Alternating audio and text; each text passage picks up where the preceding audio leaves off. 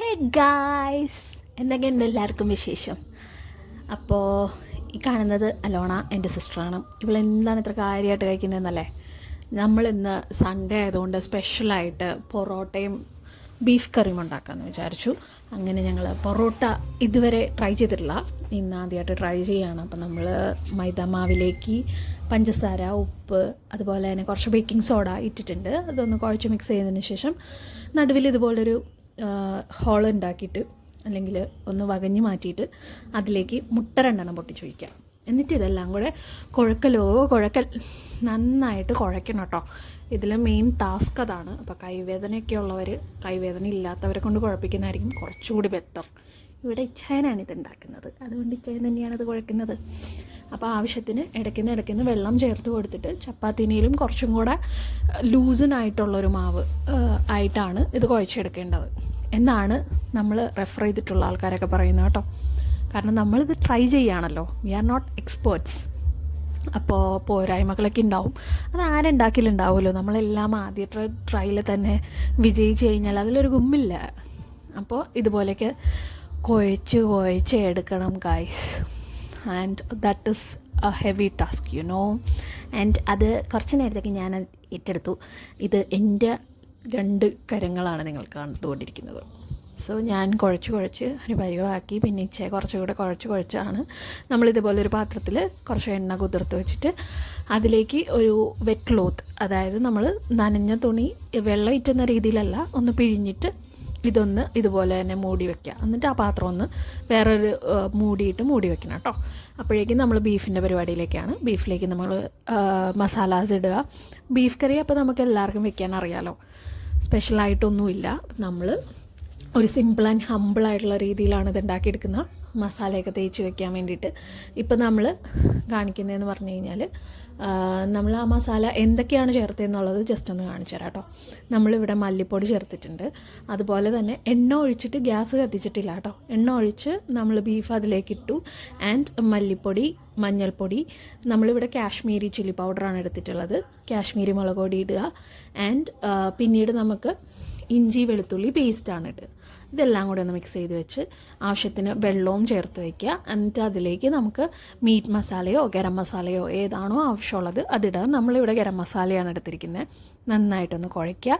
കുറച്ച് ഇപ്പം ഞാൻ പറഞ്ഞല്ലോ, ആവശ്യത്തിന് വെള്ളം കൂടി ചേർത്തിട്ട് നമ്മൾ എപ്പോഴും ചെയ്യുന്നത് പോലെ തന്നെ ഒന്ന് വേവിച്ചെടുക്കുക.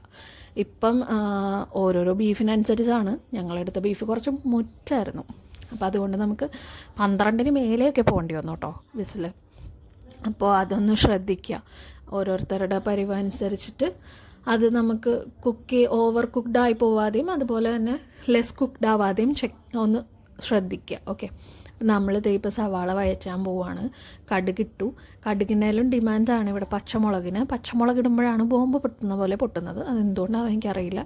അതിൻ്റെ ഉള്ളിൽ അരി വീഴുമ്പോൾ ഭയങ്കരമായിട്ട് പൊട്ടുന്നുണ്ട്, നല്ലോണം പൊട്ടിത്തെറിക്കുന്നുണ്ടായിരുന്നു. ഞങ്ങളൊരു കൈ അകലത്തിൽ നിന്നുകൊണ്ടാണ് ഇളക്കലൊക്കെ ഇളക്കിയത്. മുഖം പോയില്ലേ, അല്ലേ തന്നെ കാണാനൊരു ഭംഗിയില്ല. അതിലേക്ക് നമ്മൾ അരിഞ്ഞു വെച്ചിരിക്കുന്ന സവോള നമ്മളൊന്ന് ഞെരടി കൊടുക്കുമ്പം എല്ലാ ലെയറും തനിയായിട്ട് വരും. അപ്പോൾ അങ്ങനെ ഒന്ന് ഇട്ട് കൊടുക്കുക. എന്നിട്ട് നന്നായിട്ട് ഇളക്കി കൊടുക്കുക. ഇവിടെ നമുക്ക് വേണ്ടത്, അവിടെ പൊറോട്ടയ്ക്ക് നമുക്ക് വേണ്ടത് കുഴക്കലാണെങ്കിൽ ഇവിടെ നമുക്ക് വേണ്ടത് ഇളക്കലാണ്. നന്നായിട്ട് ഇളക്കുക.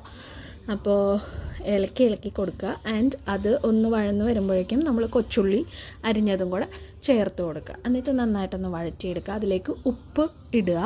നമ്മൾ ഓൾറെഡി ബീഫിൽ ഉപ്പിട്ടിട്ടുണ്ടായിരുന്നു. ആൻഡ് ഇവിടെ ഇടുമ്പോൾ ശ്രദ്ധിക്കണം, കുറച്ചിടുക എന്ന് നോക്കിയിട്ട്. ആൻഡ് അതിട്ട് കഴിഞ്ഞതിന് ശേഷം നമ്മൾ മഞ്ഞൾപ്പൊടി ഇട്ടു. ആൻഡ് ബാക്കിയുള്ള ഇഞ്ചി വെളുത്തുള്ളി പേസ്റ്റും ഇട്ടിട്ടുണ്ട്, തക്കാളിയും ഇട്ടിട്ടുണ്ട്. ഇനി ഇത് നന്നായിട്ടൊന്ന് വഴറ്റിയെടുക്കുക. നല്ല രീതിയിലൊന്ന് വഴന്ന് വരുന്നത് വരെ നന്നായിട്ട് ഇളക്കി കൊടുക്കുക. ആൻഡ് മൂടി വെച്ച് വഴറ്റണം എന്നുണ്ടെങ്കിൽ അങ്ങനെ വഴറ്റിയെടുക്കാം. ഓക്കെ, എന്നിട്ട് നമ്മളിവിടെ കാശ്മീരി ചില്ലി പൗഡറാണ് ഇട്ട് കൊടുത്തിരിക്കുന്നത്, അതും ഇട്ട് കൊടുക്കുക. നന്നായിട്ട് ഇളക്കിക്കൊണ്ടിരിക്കുക. നന്നായിട്ട് ഇളക്കി നന്നായിട്ട് അതിൻ്റെ പച്ചമണമൊക്കെ മാറണം കേട്ടോ. നന്നായിട്ട് വഴന്നു വന്ന സവോളയും കൂടി ആയത് കാരണം കുറച്ചും കൂടെ നല്ലൊരു ഫ്ലേവറായിട്ടുള്ളൊരു മണം വരും. കൺട്രോൾ പോകരുത്. നമുക്ക് ബീഫ് ഇടാനുള്ള സമയമായി കഴിഞ്ഞു. നമ്മൾ ബീഫ് ഇട്ട് കൊടുത്തു.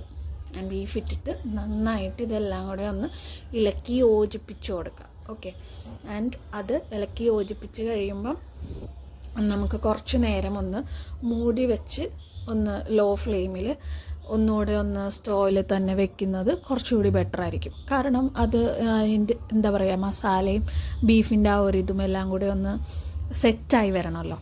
അപ്പം എല്ലാവരും കൂടെ ഒന്ന് മിക്സ് ആകുന്നത് നല്ലതാണ് എന്ന് തോന്നിയതുകൊണ്ട് ഞങ്ങളൊന്ന് അടച്ച് വെച്ചത് വേവിച്ചു. ആൻഡ് ആഫ്റ്റർ ദാറ്റ് നമ്മൾ കുറച്ച് മല്ലിച്ചീരയും കൂടെ അതിൻ്റെ മണ്ടയ്ക്ക് തൂവിയിട്ട് ഒന്ന് അടച്ച് വെച്ചത് ഒരു 5 minutes വെച്ചു കേട്ടോ, ലോ ഫ്ലെയിമിൽ. എന്നിട്ട് അത് ഓഫ് ചെയ്ത് വെച്ചു. അപ്പോൾ അതിൻ്റെ പണി കഴിഞ്ഞു. ഇനി നമ്മൾ പൊറോട്ടയിലേക്കാണ് കിടക്കുന്നത്.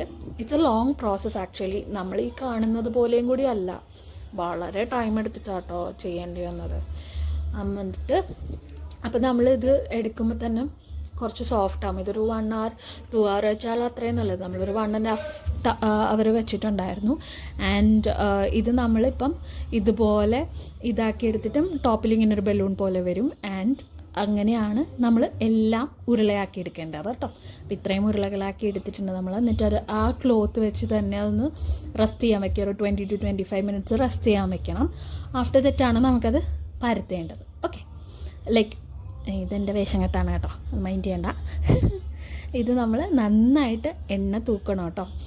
ലൈക്ക് നമുക്കിപ്പോൾ ബട്ടർ വേണമെന്നുണ്ടെങ്കിൽ അങ്ങനെ, അല്ലെങ്കിൽ ഓയിൽ നമുക്കതിൽ തൂത്ത് കൊടുക്കണം. നന്നായിട്ട് പിശുക്കാതെ തൂത്ത് കൊടുക്കണം കേട്ടോ. എന്നിട്ട് ഇതുപോലെ തന്നെ നമ്മൾ ഓരോന്നും പൊടി തൂത്ത് പരത്തി എടുത്തിട്ട് പൊടി തൂത്ത് ഇതുപോലെ ലെയർ വരണമെങ്കിൽ അങ്ങനെയാണ്. ഇതിവിടെ അലോണയും വന്നിട്ടുണ്ട് ഉണ്ടാക്കാൻ വേണ്ടിയിട്ട്. അപ്പോൾ പിള്ളേരെ കൊണ്ട് അത് ചെയ്യിക്കുന്നതൊക്കെ വളരെ നല്ലതാണ് കേട്ടോ. ബിക്കോസ് ദേ എൻജോയ് കുക്കിംഗ് ആണെങ്കിൽ അവർക്ക് പിന്നീട് മടി വരാതെ അത് ചെയ്യാൻ പറ്റും. അപ്പം എല്ലാം കഴിഞ്ഞു. ഇനിയിപ്പം നമ്മൾ അടിച്ച് വെച്ചിരിക്കുന്നതൊക്കെ പരത്തിയെടുക്കുകയാണ്. ആൻഡ് ഇത് നമ്മളിനിയിപ്പം ചുട്ടെടുക്കണം. പൊറോട്ട ചുട്ടെടുത്ത് കഴിയുമ്പോഴത്തേനും കണ്ടില്ലേ, ഞാനിവിടെ ചുട്ടുകൊണ്ടിരിക്കുകയാണ്, ഈ ചേന അവിടെ പരത്തിക്കൊണ്ടിരിക്കുകയാണ്. ഇതെല്ലാം ഉണ്ടാക്കി കഴിഞ്ഞിട്ട് ഇനി നമുക്ക് കഴിക്കണം. അപ്പം നമ്മുടെ ഫസ്റ്റ് ടെസ്റ്റർ അലോണയാണ്. അലോണയ്ക്ക് കൊടുത്തിട്ടാണ് നമ്മൾ ടെസ്റ്റ് ചെയ്യുന്നത്. അലോണ അപ്രൂവ് ചെയ്ത് കഴിഞ്ഞാൽ നമുക്ക് അടിപൊളിയാണ്.